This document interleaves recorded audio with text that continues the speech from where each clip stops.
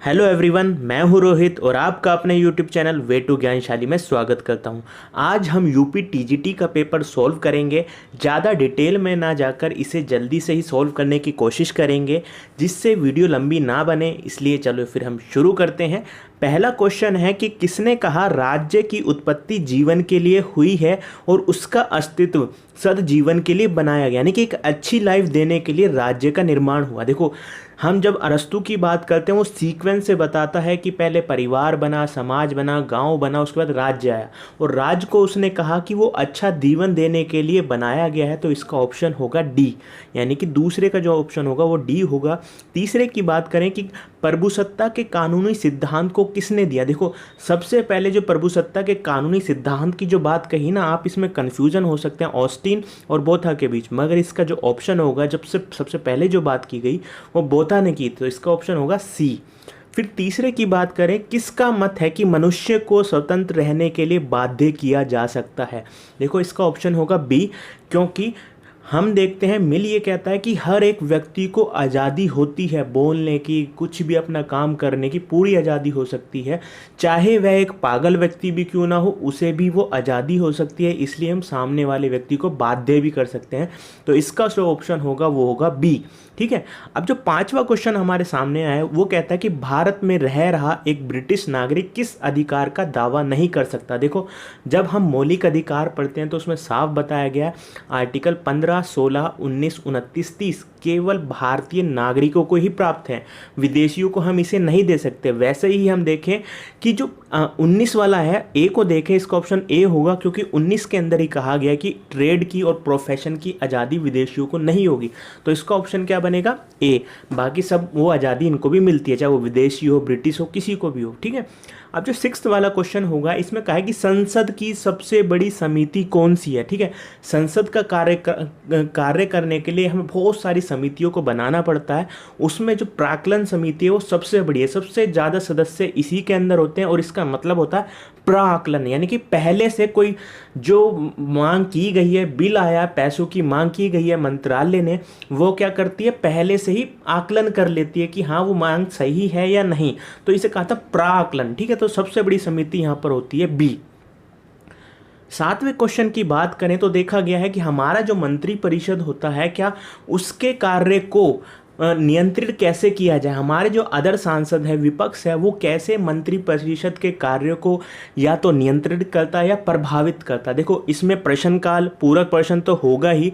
अब जो आपको डाउट लगेगा वो होगा स्थगन प्रस्ताव। स्थगन प्रस्ताव ये होता है कि इसे काम रोको प्रस्ताव भी हम कह देते हैं, और ये कहा जाता है कि अचानक से कोई समस्या आ जाए तो हमें उस मुद्दे पर चर्चा करनी होगी। ठीक है। तो ये कहा जाता है, ये तीनों ही किस पर नियंत्रण रखते हैं? मंत्री परिषद पर। तो इसका ऑप्शन होगा डी। हालांकि इसमें बच्चे डाउट जरूर करेंगे, वो होगा बी में, मगर इसका ऑप्शन हम डी रखेंगे। फिर 8वें क्वेश्चन की बात करें, प्रकृति ने मानव जाति को दो स्वामियों, सुख और दुख की अधीनता में रखा है। देखो, ये जो पेपर है ना, ज़्यादातर ऑस्टिन, बेंथम, लॉक के चारों ओर ही घूम रहा है। ज़्यादातर क्वेश्चन वहीं से दिए गए हैं और आपको पता है बेंथम ने अधिकतम लोगों का अधिकतम सुख की बात की है, और मनुष्य को दो ही चीज़ कंट्रोल करती है, उसका एक सुख और एक दुख। तो इसका ऑप्शन होगा सी, यानी कि बेंथम। अब 9वें क्वेश्चन की बात करें, भारत का संविधान मान्यता देता है। ठीक है। भारत के संविधान में जब आर्टिकल 29 और 30 को देखें तो साफ बताया गया कि धार्मिक और भाषाई अल्पसंख्यकों की बात की गई है। ठीक है। तो इसका ऑप्शन हुआ सी। फिर हम बात करते हैं 10वें वाले भाग की, 10वें वाले क्वेश्चन की। 42वें संविधान संशोधन अधिनियम के द्वारा 1976 में किन शब्दों को शामिल किया गया? और ये शब्द हैं ए। ऑप्शन ए होगा, हमारी प्रस्तावना में समाजवाद, पंथनिरपेक्ष, अखंडता शब्द को शामिल किया गया। किसके द्वारा? इंदिरा गांधी के द्वारा। अब जो 11वां क्वेश्चन होता है वो ये कहता है कि किसी व्यक्ति को एक ही अपराध के लिए एक बार से अधिक अभियोग या दंडित नहीं किया जा सकता। देखो, ना तो ज़्यादा, जब उसने एक बार कोई सजा किया, किसी ने किसी का कत्ल किया, तो एक बार जो उस समय कानून होगा उसी के तहत उसे हम दंड दे सकते हैं, और अगर 4 साल की सजा तो उसे 8 साल नहीं बढ़ा सकते। तो इसका ऑप्शन होगा मौलिक अधिकार में 20वां, यानी कि डी इसका ऑप्शन होगा। ठीक है। अब बात करते हैं 12वें क्वेश्चन की। 12वें क्वेश्चन में कहा गया है कि जो दल बदल निषेध संबंधी हमारे संविधान में एक अनुसूची जोड़ी गई है, उसका ऑप्शन क्या है? सी, 10वीं अनुसूची को हमारे संविधान में शामिल किया गया। ठीक है। अब जो 13वां वाला क्वेश्चन है हमेशा रिपीट होता रहता है कि हम हेगल की बात करते हैं, ऑस्टीन की बात करते हैं। आपको पता है कि जुडिशियल न्यायिक की बात करता था ऑस्टीन, साथ ही साथ हेगल जो है किसके मेटाफिजिक्स की बात करता था। बाद में इसे मार्क्स ने आगे सुधारा। तो इसका ऑप्शन क्या होगा? बी, यानी 13वें का जो ऑप्शन बना वो होगा बी। फिर 14वें की बात करें कि सब कुछ राज्य के भीतर, राज्य के बाहर कुछ नहीं और राज्य के विरुद्ध कुछ नहीं। ठीक है, तो ये जरा ध्यान दें। अभी हम देखें अपने देश के अंदर क्या करती हैं, राज्य को सबसे पावरफुल बना दिया। हमारे यहाँ पर देखिए राहुल गांधी, कांग्रेस हमेशा कहती रहती है क्या, जो हमारी सरकार है जो कुछ कर रही है अपने मनमाने ढंग से सारी नीतियां बना रही हैं। हालांकि भारत वो राज्य नहीं है, ठीक है। मगर इटली में देखें, हम जर्मनी में देखें, क्या आया था? नाजीवाद, फांसीवाद। तो इसका ऑप्शन जो होगा बी। मगर भारत में चाहे वो इंदिरा गांधी हो, अभी हाल ही में देखें मोदी सरकार की भी आलोचना होती रहती है कि वो सारे ही कानून क्या है कि वो बिना किसी मर्जी के ना संसद में चर्चा के ही पास कर दे रही है। तो क्या होगा हमारे, इसका ऑप्शन बी होगा। ठीक है। 15वें की बात करें, यहाँ पर सीक्वेंस बताना है कि हमारे संविधान के अंदर किसको क्रम वाइज पहले स्थान पर, दूसरे स्थान पर इस तरीके से रखा गया। तो इसका ऑप्शन होगा सी।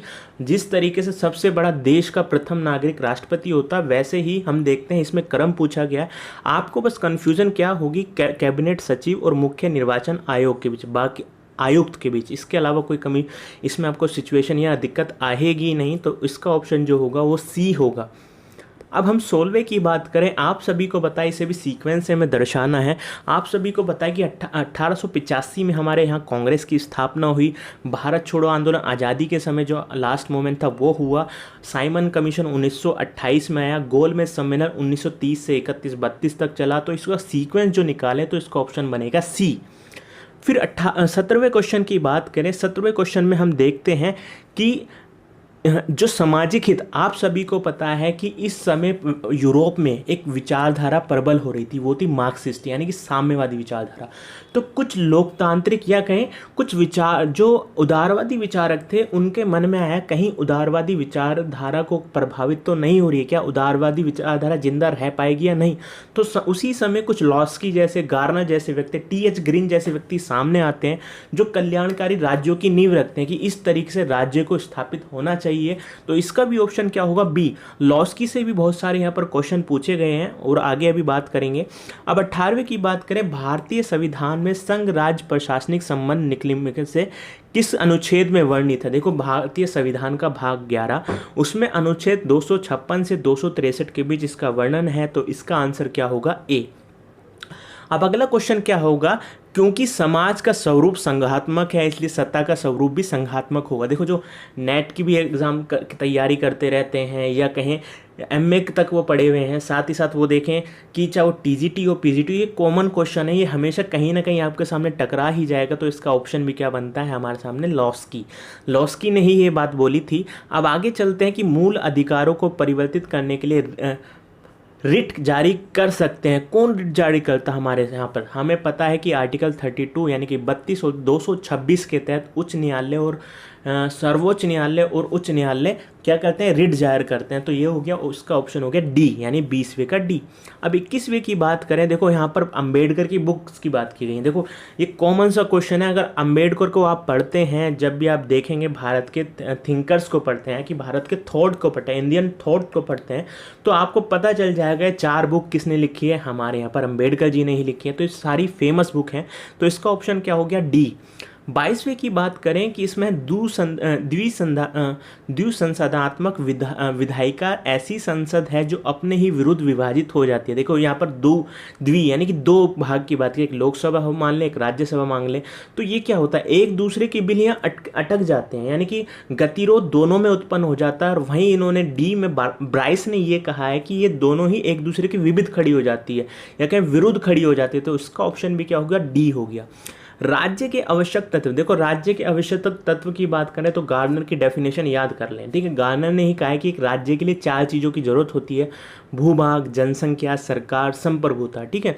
तो इसका भी क्या ऑप्शन हो गया, डी। देखो हम प्रस्तावना में हम बहुत सारी अपने जो चैनल है उस पर बहुत सारे टॉपिक कवर कर चुके हैं अभी कॉन्स्टिट्यूशन, तो उसमें भी ये बहुत सारे क्वेश्चन हमने बताए हैं, जैसे गार्डनर की डेफिनेशन भी आपको बताइए, तो उसी के आधार पर जो इसका ऑप्शन होगा डी।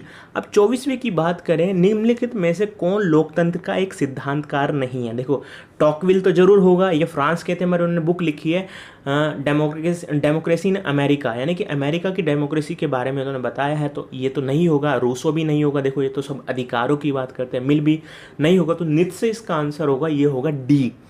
अब 25वें की बात करें कि आपको पता है आर्टिकल 352 यानी 352 में भारतीय संविधान के किस संविधान संशोधन अधिनियम के द्वारा आंतरिक अशांति के स्थान पर सशस्त्र विद्रोह शब्द का प्रयोग किया गया। तो आपको पता है 44वां संविधान संशोधन हमारे देश में किया गया था, तो इसका राइट आंसर होगा सी। अब 26वें क्वेश्चन की बात करें, कांग्रेस लॉर्ड डफरिन के दिमाग की उपज थी। देखो लॉर्ड डफरिन के दिमाग की उपज थी, कांग्रेस को क्या कहा गया था, सेफ्टी वॉल कहा जाता था, जिसके द्वारा जो था इसका विरोध, यानी अंग्रेजों का जो विरोध हो रहा था, इसलिए हम देखते हैं ह्यूम जो उन्होंने स्थापना की कांग्रेस की 1885 में, तो यही कहा गया, ये कुछ नहीं, ये कांग्रेस लॉर्ड डफरिन उस समय जो वहाँ वायसराय थे, उन्होंने डफरिन ने इसे कहा कि ये क्या होगा, ये किसके दिमाग की पोस्ट थी, ये डफरिन के दिमाग की पोस्ट थी। तो इसका आंसर क्या हो गया, सी, लाला लाजपत राय। अब 27वें क्वेश्चन की बात करें, आपको पता है कि जब हमारा संविधान बना उसके बाद क्या होता है, नेहरू मंत्रिमंडल से हिंदू कोड बिल को लेकर के त्याग पर एक व्यक्ति ने दिया था, वो थे अंबेडकर। क्योंकि देखो सबसे बड़ा माना जाता है कि भारत में जो पिछड़े लोग हो गए, महिलाओं के अधिकारों की भी बात इन्होंने की, हिंदू धर्म में रिफॉर्म की भी बात अंबेडकर ने की, मगर इन्हें अपनी सदस्यता को त्यागना पड़ा था, अपने संसद से बाहर होना पड़ा था। तो इसका क्या आंसर निकला, इसमें भी अंबेडकर हुआ, क्योंकि इनके द्वारा जो राइट विंग वाले लोग थे उन्होंने इनका बहुत ज़्यादा विरोध चालू कर दिया था। अब 28वें क्वेश्चन की बात करें तो 28वें क्वेश्चन में ये कहा गया जो प्राथमिक शिक्षा के स्तर पर मातृभाषा होगी उसका जो वर्णन है वो आर्टिकल 350A जो भाग है राज्यसभा वाला राज्य भाषा वाला भाग, उसके अंदर ये वर्णन है। तो इसका ऑप्शन भी क्या होगा, डी होगा। अब 29वें की बात करें, कई बार पूछ लिया जाता है आपसे कि समानता की अभिलाषा के कारण स्वतंत्रता की आशा ही व्यर्थ हो जाएगी या हो गई, तो इसका आंसर क्या होगा, सी, लॉर्ड एक्टन। ठीक है। अब 30वें की बात करें, देखो 30वें के अंदर मैंने यहाँ पर डी लगाया है, मगर मुझे यहाँ कन्फ्यूज़न है कि कंपलसरी या एग्जैक्ट 100% डी होगा या नहीं, मगर मैंने यहाँ पर डी अवश्य ही लगाया। जहाँ तक मैं अपनी नॉलेज के हिसाब से कहूँ तो इसका डी आंसर होगा। अब 31वें की बात करें देखो 31वें की जो नेट की प्रिपरेशन करते हैं या जेआरएफ की प्रिपरेशन करते हैं, पीजीटी टीजीटी करते हैं, उनको जो थ्योरिस्ट हैं उनकी थ्योरी को जरूर ही जानते होंगे, उनके द्वारा दिए गए कथन को जरूर जानते होंगे। तो इसका ऑप्शन क्या होगा, ए। आपको मैचिंग करनी है थ्रेसी मेकर्स, ये हो गया, बोथा हो गया, टीएच ग्रीन हो गया, माओ हो गया कि शक्ति बंदूक की नली से निकलती है। ठीक है, तो इसका ऑप्शन क्या हो गया, ए। अब ये किसने कहा कि स्वतंत्रता अति शासन की विरोधी है, तो इसका भी ऑप्शन क्या होगा, शीले। ठीक है। नौकरशाही शब्द का सर्वप्रथम प्रयोग किसने किया था, देखो नौकरशाही शब्द का या कहें नौकरशाही की जो चर्चा शुरू होती है ना, वो हमें फ्रांस से दिखाई देती है, और जो फ्रांस के ही व्यक्ति थे विंसेंट डी गोर्ने। ठीक है, तो ये क्या होगा, इसका ऑप्शन भी डी होगा। फ्रांस से ही कहीं ना कहीं नौकरशाही की चर्चा हमारे सामने निकल करके आती है। ठीक है। अब बात करें 34वें की, देखो भारत के संविधान का अभिरक्षक, संरक्षक, व्याख्याकार किसे कहा गया, तो हम कहते हैं हमारे यहाँ पर सुप्रीम कोर्ट को कहा गया है। अब बात करें 35वें की, ठीक है, ये किसने कहा है कि मताधिकार के लिए योग्यता का समर्थन दिया। देखो इसमें ना लोगों को कन्फ्यूजन होगी, मगर मेरा जो मानना है इसका आंसर बी होगा, क्योंकि हमें पता है कि मिलके ही गुरु बेंथम ने क्या कहा था, अधिकतम लोगों का अधिकतम सुख, और उन्होंने पर पर्सन 1 वोट की बात की, यानी कि एक व्यक्ति है तो उसे 1 वोट देने का अधिकार होगा, ये बेंथम कहते थे। मगर जब दूसरी ओर देखें मिल आते हैं तो ये क्या कहते थे, बेशक महिलाओं को हम वोटिंग का अधिकार दे रहे हैं, मगर क्या होगा, जो समाज में निरक्षक होंगे, जो टैक्स नहीं देते, उनको क्या करेंगे, हम वोटिंग का अधिकार नहीं देंगे। इसलिए कहा गया मेरे अनुसार ये जो ऑप्शन इसका जो होगा वो बी होगा, क्योंकि यहाँ योग्यता की बात हो रही है ना, तो उनके पास योग्यता ही नहीं है, वो टैक्स नहीं दे पाते, वो निरक्षक हैं, यानी कि उनके पास शिक्षा नहीं है, तो यहाँ पर बी का ऑप्शन रखा गया। ठीक है।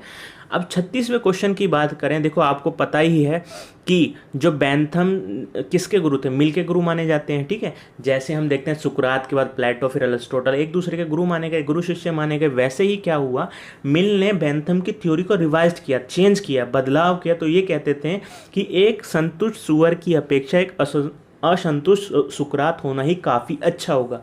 तो इसका ऑप्शन क्या होगा, डी हो गया। अब बात करते हैं 37वें की। देखो इसमें कुछ बड़ी नहीं है, भारतीय संघ की कार्यपालिका शक्ति प्रधानमंत्री में निहित होती है। गलत क्वेश्चन है, ये किसके पास होते हैं, राष्ट्रपति के बाद। और प्रधानमंत्री सिविल सेवा बोर्ड का पदेन अध्यक्ष होता है, ये भी गलत होगा। तो क्या होगा 37वें का, डी। ना ही एक ना ही दो, यानी कि 1 भी नहीं होगा ना ही 2, तो ये होगा, दोनों ही गलत हो गए। अब बात करते हैं 38वें की। देखो इसमें कुछ नहीं है, इनके थॉट हैं, बुक हैं, उसके बारे में बताया गया है, जो इसका ऑप्शन होगा ए। चाहे वो गांधी की बात करें, विपिन चंद्रा की बात करें, विपिन चंद्र पॉल की बात करें, तिलक की बात करें, अम्बेडकर की बात करें, तो कॉमन सी चीज़ें आपको एक बुक के नाम तो वैसे भी याद होंगे, ठीक है। अब 39वें क्वेश्चन की बात करें, देखो जो जहाँ पर अम्बेडकर ने ये कहा गांधी जी के सामने कि गांधी जी हम हिंदू कैसे हमारा इतने समय तक शोषण होता आया है, और इसी के तहत गांधी जी ने जब पूना समझौता हो जाता है तो उन्होंने जाना कि भारत में दलितों की स्थिति या पिछड़ों की स्थिति क्या है, वह कांग्रेस से अलग हो जाते हैं और क्या है, व्यक्तिगत आंदोलन शुरू कर देते हैं कि सबका मन मुझे बदलना है, इस जाति प्रथा को भारत से निकालना है। तो पूना पैक्ट किसके बीच हुआ, गांधी और अंबेडकर के बीच, ठीक है। अब बात करते हैं 40वें क्वेश्चन की। देखो 40वें क्वेश्चन में प्रासंगिकता और कार्रवाई की बात की गई। आपको पता है व्यवहारवादी जो दृष्टिकोण था, अप्रोच थी, वो किसकी बात करती थी, ओनली फैक्ट की बात करती थी, ठीक है। मगर उत्तर व्यवहारवाद जब आया, इसमें क्या हो गया, फैक्ट और वैल्यू दोनों की ही प्राथमिकता दी गई, दोनों का ही रिलीवेंस माना गया। तो इसमें क्या रखा गया, हमें फैक्ट को भी ध्यान रखना और वैल्यू को भी ध्यान रखना। तो उत्तर व्यवहारवाद यानी कि पोस्ट बिहेवियरलिज्म, इसका आंसर होगा बी। 41वें क्वेश्चन की बात करें, निम्नलिखित में से कौन एक बहुलवादी विचारक नहीं है।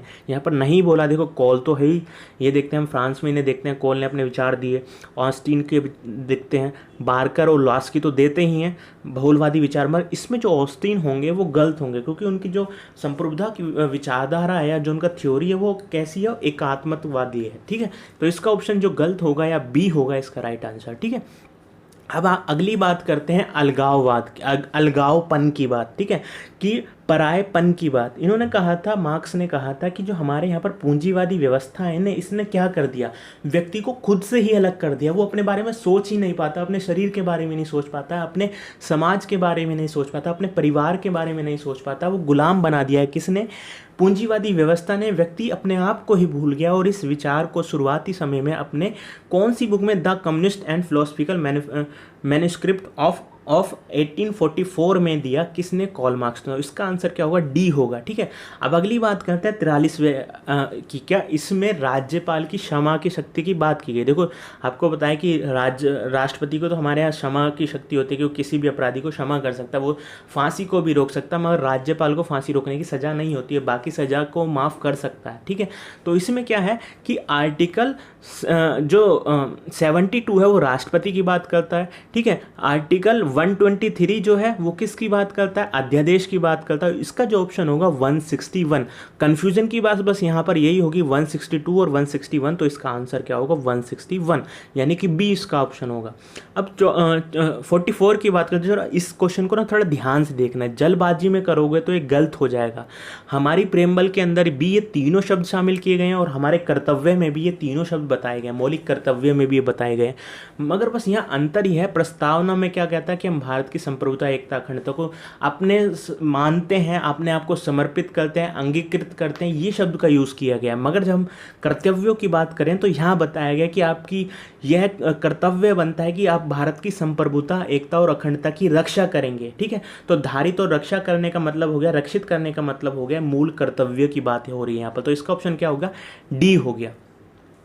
अब 45वें क्वेश्चन की बात करें कि आर्टिकल 263 के तहत एक अंतर्राज्यीय परिषद की स्थापना किसके तहत की है। देखो ये सारा काम हमारे यहाँ कार्यपालिका प्रधान कौन होता है, राष्ट्रपति होता है।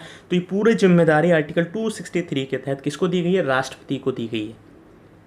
अब हम बात करते हैं भारतीय संविधान के किस अनुच्छेद के अंतर्गत मंत्रीगण सामूहिक रूप से लोकसभा के प्रति उत्तरदायित्व हो गया। देखो इसका ऑप्शन होगा सी, और ऑप्शन सी में जो आर्टिकल 75 है 75 है उसमें ही प्रधानमंत्री का वर्णन किया गया और उसमें कहा गया है कि कार्यपालिका का जो मुखिया होगा वो प्रधानमंत्री सब क्या होंगे, सामाजिक रूप से या सामूहिक रूप से लोकसभा के प्रति उत्तरदायित्व होंगे अपने कार्यों को लेकर के। ठीक है, तो ऑप्शन इसका सी हो गया। अब अगली बात करते हैं, किस चिंतक ने कहा था कि राज व्यक्ति का वृहद रूप है।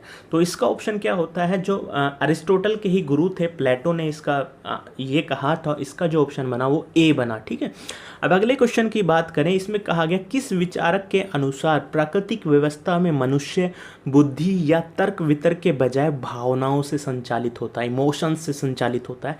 इसका जो ऑप्शन हुआ, इसका जो ऑप्शन होगा वो रूसो होगा। रूसो इसलिए होगा कि ये मनुष्य तो भावनात्मक व्यक्ति है, उसे इमोशन वाला व्यक्ति है, मगर उसे चाहे वो नागरिक समाज हो या संपत्ति जब से आ गई उसने उसे लालची बना दिया, और नागरिक समाज हो फिर राज्य हो वो उसका शोषण करता है। इसलिए प्राकृतिक व्यवस्था में जो बात करते हैं वो रूसो इसका आंसर होगा, इसलिए इसका ऑप्शन क्या हुआ, ए। ठीक है, अब अगली बात करें 49 वाला, ये पंचायत से जुड़ा हुआ क्वेश्चन है, तो इसका ऑप्शन आपको पता ही है, नॉर्मल सा क्वेश्चन है 243 ए या कै। ठीक है, फिर अगले क्वेश्चन की बात करें, दिए गए निम्न भारतीय अधिनियमों में किस अधिनियम के द्वारा भारत में द्वैध शासन की स्थापना की गई। देखो ये हमेशा चाहे आप किसी भी एग्जाम में देख लें, किसी ना किसी एग्जाम में पूछ ही लिया जाता है, तो इसका ऑप्शन आपको पता है कि 1919 का एक्ट आया था, उसके अंदर ही इसका वर्णन है, तो इसका ऑप्शन क्या हुआ, बी। अब तीसरा क्वेश्चन क्या हुआ, 51वां क्वेश्चन क्या हो गया, इसमें थोड़ा सा ध्यान देना। इसमें बस आप कंफ्यूजन कहाँ पर होगी, एमएल सिंघवी के बीच होगी और दूसरा मोरारजी देसाई के बीच होगी। मोरारजी देसाई के बीच इसलिए होगी क्योंकि उस समय ही क्या आया था, हमारा प्रशासनिक सुधार आयोग बना था और उस प्रशासनिक सुधार आयोग में भी लोकपाल का जिक्र किया गया था। मगर बस कंफ्यूजन यही मत रखना, जो मगर इस शब्द को दिया सबसे पहले भारत में 1963 में एमएल सिंघवी ने गढ़ा था, या कहें उसे कॉइन किया था। ठीक है, तो इसका ऑप्शन क्या होगा, डी, ना कि बी। अब 52वें की बात कर लें, राष्ट्रीय विकास परिषद के अंदर जो है कौन कौन से सदस्यों को हम रख सकते हैं। देखो इसका जो ऑप्शन होगा बी होगा, केवल हम वित्त आयोग का अध्यक्ष को हटाएंगे। ठीक है, अगर यहाँ पे वित्त मंत्री होता तो हम राइट करते हैं, मगर वित्त आयोग का अध्यक्ष नहीं होगा। ठीक है, तो इसका ऑप्शन क्या होगा, सभी नहीं होगा इसका ऑप्शन होगा बी। अब अगले क्वेश्चन की बात करें, ये किसने कहा है कि संप्रभुता नागरिकों और प्रजननों के ऊपर विधि द्वारा अमर्यादित राज्य की सर्वोच्च शक्ति है। देखो ये बोथा का कथन है, हमने पहले ही बताया कि बोथा का एक और क्वेश्चन ऊपर आया था। बोथा, ऑस्टिन, लॉक, बेंथम, ये सारे लॉस्की, ये सारे ही क्वेश्चन इस बार हमारे पेपर में डाल दिए गए हैं, इनसे ही रिलेटेड सारे क्वेश्चन जुड़े हुए हैं। ठीक है, अगले क्वेश्चन की बात करें, हर राज्य की पहचान इस बात से होती है कि उसने किन अधिकारों को मान्यता दे रखी है। राज्य अधिकारों का जन्म नहीं देता बल्कि उन्हें मान्यता प्रदान करता है। देखो हमने थोड़ी देर पहले ही कहा था कि उस समय क्या थी, साम्यवादी विचारधारा प्रबल हो रही थी और उसके जो अपनी उदारवादी विचारधारा को बचाने के लिए इन्होंने लॉस्की, टी.एच. ग्रीन जैसे व्यक्ति, सावरकर जैसे व्यक्ति हमारे सामने आते हैं जो कल्याणकारी राज्य की नींव रखते हैं, या कहें कि पॉजिटिव स्टेट की बात करते हैं कि राज्य को पॉजिटिव कार्य करने चाहिए। तो ये लॉस्की इसका आंसर होगा। लॉजिक तो हो ही नहीं सकता, रॉल्स भी नहीं हो सकता, गांधी तो इसमें बनता ही नहीं है क्योंकि ये वेस्टर्न फिलोसफी की बात हो रही है, वेस्टर्न थॉट्स की बात हो रही है। ठीक है, 55 वाले क्वेश्चन की बात करें, राज्य के संदर्भ में किया जाने वाला राजनीतिक कार्य शक्ति के संदर्भ में किया जाने वाला राजनीतिक कार्य राजनीति है। ये किसने कहा है, देखो ये लॉसवेल ने कहा है। जब शक्ति की बात आ रही है ना, पॉलिटिकल साइंस में या थॉट में जब हम पावर की बात करते हैं तो हेरोल्ड लॉसवेल जो व्यक्ति थे पॉलिटिकल थ्योरी में ही, उन्होंने ही शक्ति को अहम रोल निभाया था या अहम शामिल किया था उसका रोल जो है, तो लॉसवेल इसका आंसर होगा। इसका ऑप्शन क्या होगा, सी। अब 56 की बात करें कि 56 में क्या है, देखो आप सभी को पता है बाल गंगाधर तिलक ने, चाहे वो भगत सिंह हो, इन सभी जो लोग थे भारत में क्रांतिकारी थे, वो इन्हीं से सब प्रभावित थे, इसलिए इसका ऑप्शन क्या बनेगा, बी। इन्होंने ही आक्रामक राष्ट्रवाद की विचारधारा को हमारे सामने रखा था, यानी कि एग्रेसिव नेशनलिज्म को हमारे सामने रखा था, या फादर भी ये कहे जाते हैं, तो इसका ऑप्शन क्या होगा, बी।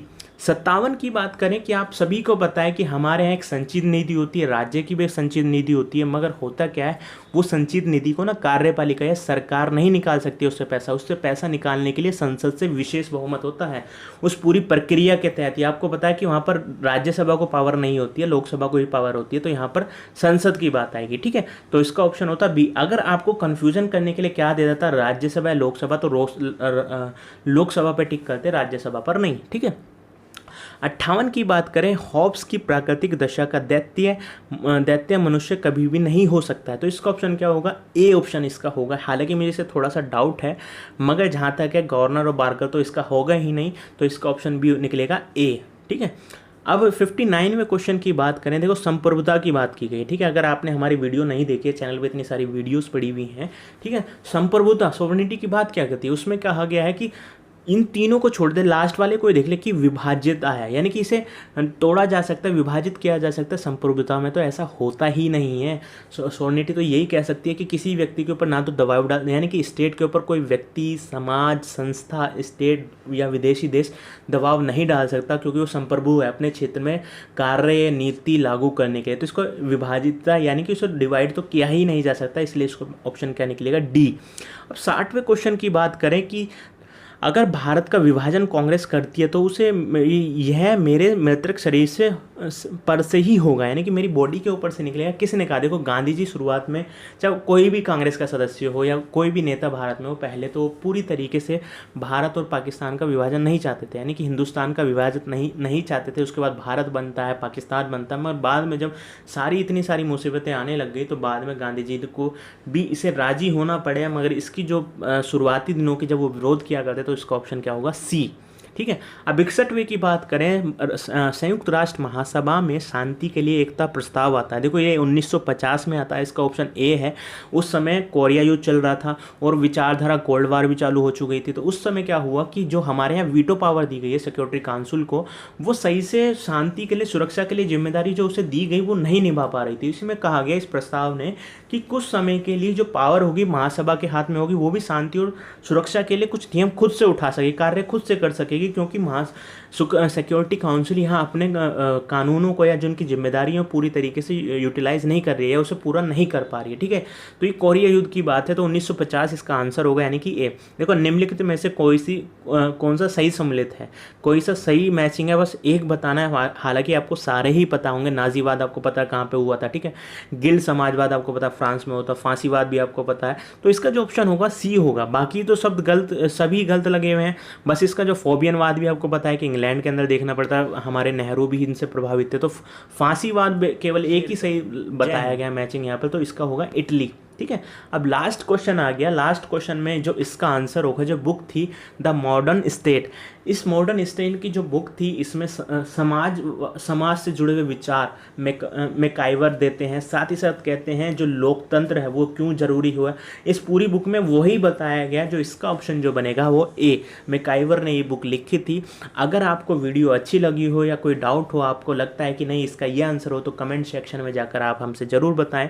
तब तक के लिए आप इस वीडियो को लाइक करें, चैनल को सब्सक्राइब करें और वीडियो को ज़्यादा से ज़्यादा शेयर करें। जय हिंद।